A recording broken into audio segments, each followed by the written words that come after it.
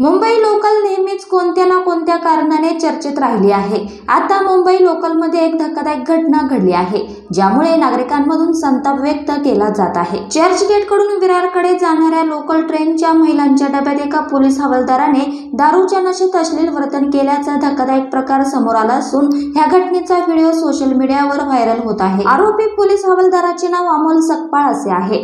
समोर आलेल्या माहितीनुसार सकपाळ मीरा भाईंदर वसई विरार पोलीस आयुक्तालयात कार्यरत आहे। मीरा रोड रेल्वे स्थानकातून विरारकडे जाणाऱ्या लोकल ट्रेनच्या महिलांच्या डब्यात सकपाळ चढला आणि महिलांसाठी असलेल्या आरक्षित जागेवर जाऊन बसला। एवढेच नाही तर त्याने महिला प्रवाशांशी अश्लील वर्तन देखील केले। या वर्तनामुळे डब्यातील महिला प्रवाशांमध्ये भीतीचे वातावरण निर्माण झाले होते।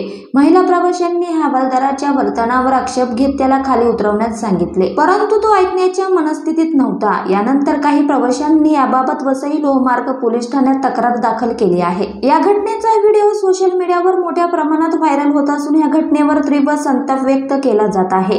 सोशल मीडियावर अनेकांनी या घटनेचा निषेध केला असून कठोर कारवाईची मागणी केली आहे। वसई लोहमार्ग पोलिसांनी या प्रकरणी तक्रार नोंदवली असून आरोपी अमोल सकपाळ यांच्या विरुद्ध तपास सुरू आहे। पोलिसांनी व्हिडिओ पुरावा म्हणून ताब्यात घेतला असून पुढील कारवाई सुरू आहे।